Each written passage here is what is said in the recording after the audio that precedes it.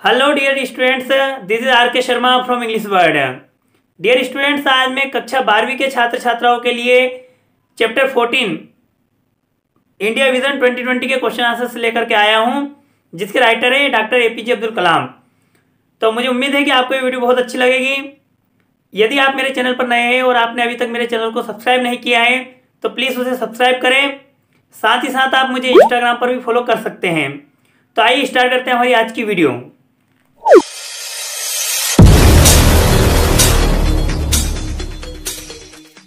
पहला क्वेश्चन है, what make the author believe date India is ready for action now. मतलब ऐसी क्या बात इंडिया में जो कलाम साहब है उन्होंने देखी कि उन्हें लगा कि इंडिया जो है वो अब एक्शन करने के लिए रेडी है, मतलब क्रिया करने के लिए तैयार है।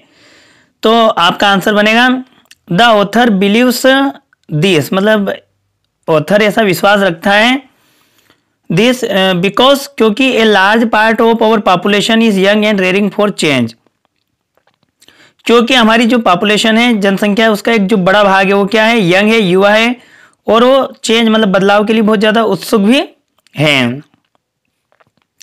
अगला प्रश्न है आपका, why did the private sector in post independence India suffer from lack of self confidence. मतलब कि जैसे ही भारत स्वतंत्र हुआ उसके जस्ट बाद वाली जो कंडीशन थी उसमें प्राइवेट सेक्टर जो था उसमें सेल्फ कॉन्फिडेंस की कमी किस कारण से थी। आपका आंसर रहेगा इट वाज बिकॉज, ऐसा इसलिए था क्योंकि एट दैट टाइम उस समय Indian industry was controlled by the government. क्योंकि उस समय जो भारत की जो जितनी भी इंडस्ट्री थी, उद्योग थे, उन सब पर किसका आधिपत्य होता था, गवर्नमेंट का हुआ करता था।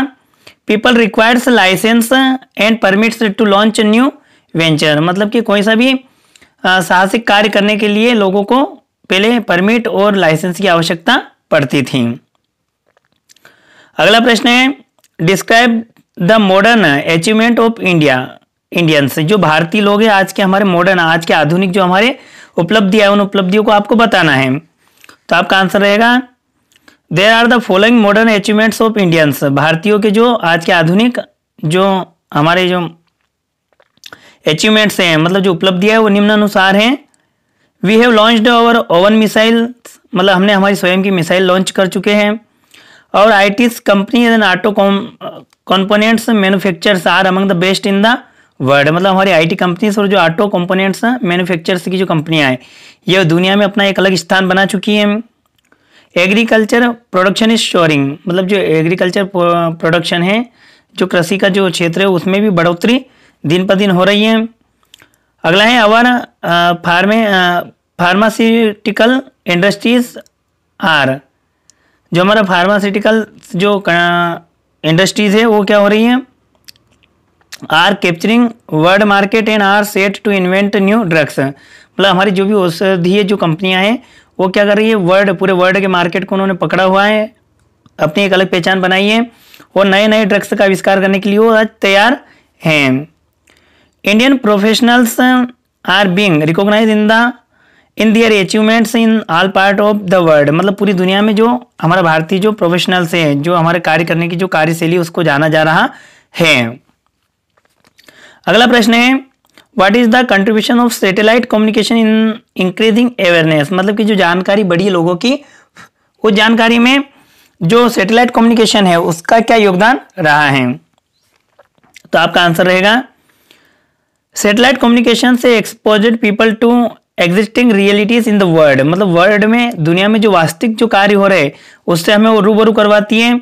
वाई नॉट इन इंडिया, तो इंडिया में क्यों नहीं, is a question which arrows in the minds of viewers. मतलब जो व्यूअर्स है, इसको देखने वाले जो लोग रहेंगे, उनके अंदर ये प्रश्न जरूर जागेगा। सो अवेयरनेस इंक्रीज, और इसीलिए क्या होगी, उनकी जागरूकता बढ़ेगी। This is the contribution of satellite communication, यही इनका योगदान रहेगा। अगला प्रश्न है, what are the impediments in India's development. मतलब भारतीय जो डेवलपमेंट है, हमारी जो विकास की जो दर है, उसमें बाधा क्या चीज बनी हुई है, कौन कौन सी चीजें जो बाधा बनी हुई है। तो क्या है, परवेसिव करप्शन, मतलब जो सर्वव्यापी जो करप्शन है, भ्रष्टाचार है, जो बहुत ज्यादा व्यापक रूप ले चुका है वो। माइंडलेस ब्यूरोक्रेसी, मतलब कि जो माइंडलेस मतलब बिना सोचे समझे जो नौकरशाही लोग है वो भी इसमें एक बहुत बड़ा अपना योगदान दे रहे हैं इसकी बाधा में। एंड ग्रीडी पॉलिटिशियंस और लालची जो राजनीतिज्ञ है वो लोग are the impediments of India's development, है ना, मतलब इंडिया के विकास में ये लोग क्या है, एक बाधा बने हुए हैं।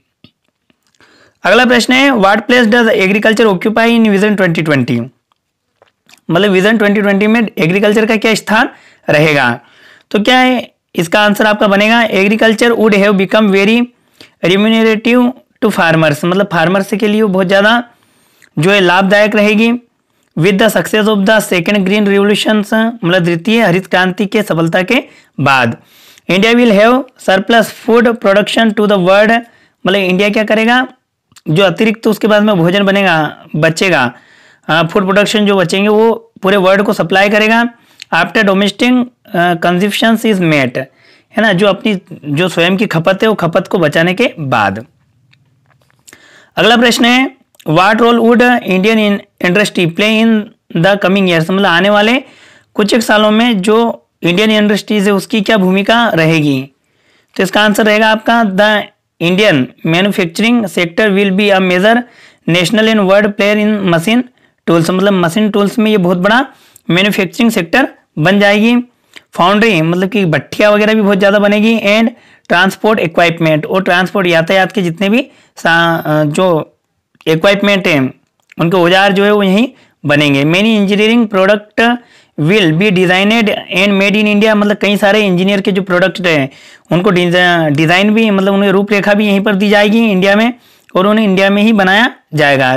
India will be the manufacturing centre of the world, मतलब पार्ट्स के मामले में दुनिया का केंद्र क्या बन जाएगा, भारत बन जाएगा। अगला प्रश्न है in which area will India will become a global leader, मतलब किस क्षेत्र में ग्लोबल लीडर बनेगा, मतलब कि वैश्विक स्तर का जो नेता है वो बनेगा इंडिया। तो क्या India will emerge as global leader in the service sector, मतलब सर्विस सेक्टर मतलब सेवा क्षेत्र में भारत जो है वो वैश्विक नेता के रूप में उभर के आएगा।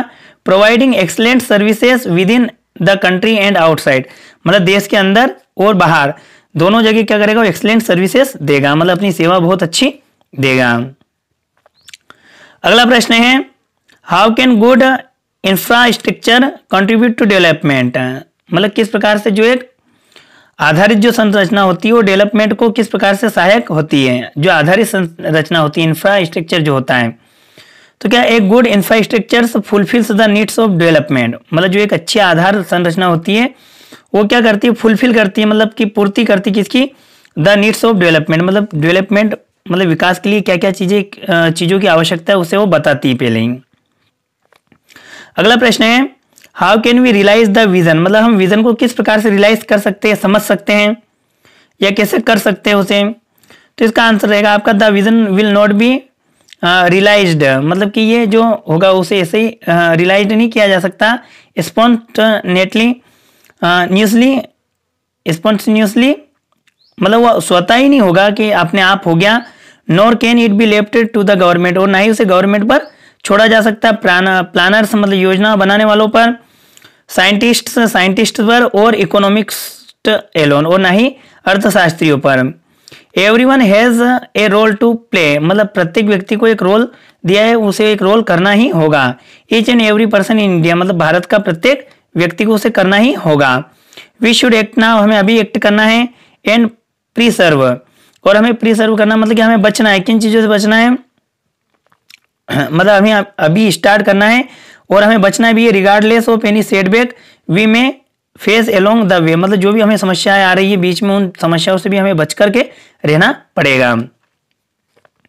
अगला प्रश्न है आपका how can we imitate the example of Japan and Germany, Germany और जापान के जो एमिटेट है मतलब कि जो अनुसरण उनका हम किस प्रकार से अनुसरण कर सकते हैं, उनकी नकल करना या अनुसरण करना हमें है तो किस प्रकार से हम कर सकते हैं। तो we can imitate Japan and Germany, मतलब हम जापान और जर्मनी का अनुसरण कर सकते हैं।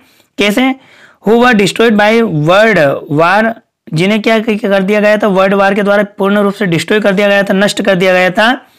And by their sincere efforts, और उनके सिंसियर इफोर्ट्स के कारण they have become developed nation, और वो क्या बन गए, आज डेवलप्ड नेशन बन चुके हैं।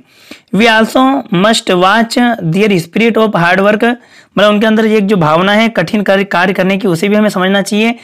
इंडस्ट्री मतलब इंडस्ट्रियल भी है, वो उद्योगी भी है, and love for their nation, और अपने देश के प्रति उनके अंदर प्यार भी है। तो हमें इस प्रकार से उनका अनुसरण कर लेना चाहिए।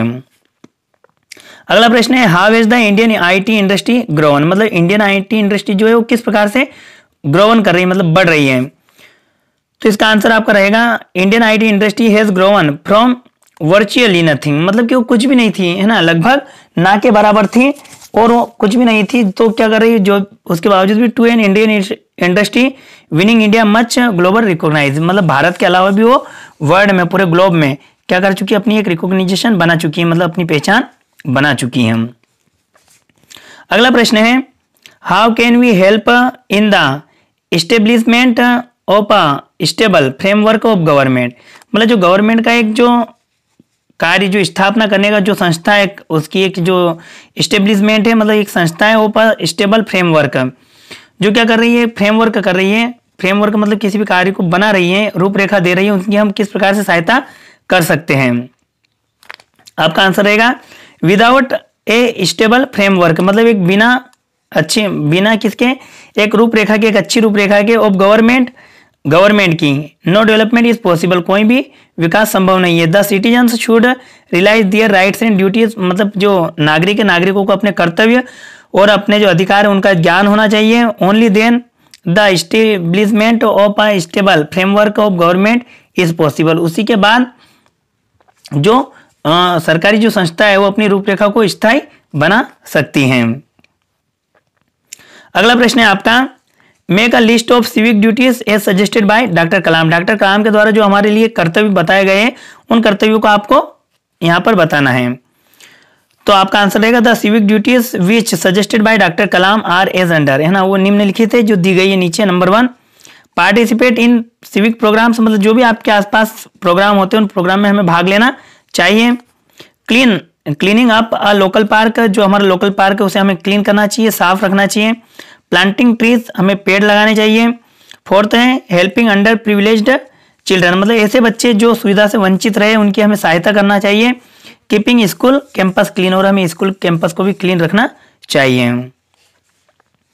अगला प्रश्न है आपका, how has Singapore become one of the cleanest cities of the world, मतलब सिंगापुर किस प्रकार से दुनिया का सबसे स्वच्छ शहर बन गया। तो इसका आंसर आपका रहेगा, Singapore was once an untidy city, मतलब एक समय ऐसा था जब सिंगापुर बहुत ही ज्यादा गंदा शहर था। Today due to programmes started by the government, मतलब वहाँ की गवर्नमेंट ने बहुत सारे प्रोग्राम स्टार्ट किए उनके द्वारा, and willingly assisted by citizens, और स्वेच्छा से वहाँ के जो नागरिक है उन्होंने उसे स्वीकार किया। It has become one of the cleanest city of the world, इसी प्रकार वो दुनिया का सबसे सुंदर और साफ शहर बन गया। अगला प्रश्न आपका है, what does doctor Kalam mean by having an indomitable spirit, मतलब इंडोमिटेबल स्पिरिट से क्या मतलब, एक जो अदम्य भावना जो आपके अंदर होती है उसका क्या अर्थ है डॉक्टर कलाम का उससे। तो आपका आंसर रहेगा, ही मीन्स, मतलब 2 मीन्स बताए गए यहाँ पर उनके। First you should have an aim and work for it, मतलब पहला तो आपके पास एक लक्ष्य होना चाहिए और उस लक्ष्य के प्रति आपको कार्य करना है। सेकेंडली दूसरा ये, if you encounter some problems when doing show, मतलब जब आप ऐसा कर रहे हो और आपको कोई समस्या आ रही है, do not allow them to be your master, तो उन्हें अपने ऊपर ज्यादा हेवी मत होने दो। बिकम मास्टर ऑफ प्रॉब्लम्स, मतलब उन प्रॉब्लम के ऊपर स्वयं हेवी हो। डिफीट देम, उन्हें हराओ। एंड सक्सीड, और उसके बाद आप सफलता को प्राप्त करो। लास्ट और नेक्स्ट क्वेश्चन आपका है, what effect could be ignited mind working with indomitable spirit produce, मतलब जब एक इंडोमिटेबल जो व्यक्ति है, कोई भी व्यक्ति जो है, जो माइंड है, वो माइंड जब कार्य करेगा किसके साथ में, बहुत ज्यादा तेज के साथ में, एक आग के साथ में और एक अदम्य शक्ति के साथ में, तो क्या होगा। तो when ignited mind work with indomitable spirit, मतलब उसकी स्पिरिट जो भावना अदम्य है और उसकी जो कार्य करने की शैली वो एक आग लगाने वाली है, इतना ज्यादा उसके अंदर तेज है, तो क्या होगा, ए प्रोस्पेरियस, मतलब कि एक समृद्ध, happy and safe India will assured, निश्चित रूप से ऐसा इंडिया बनकर के हमारे सामने आएगा। Thank you so much for watching the video.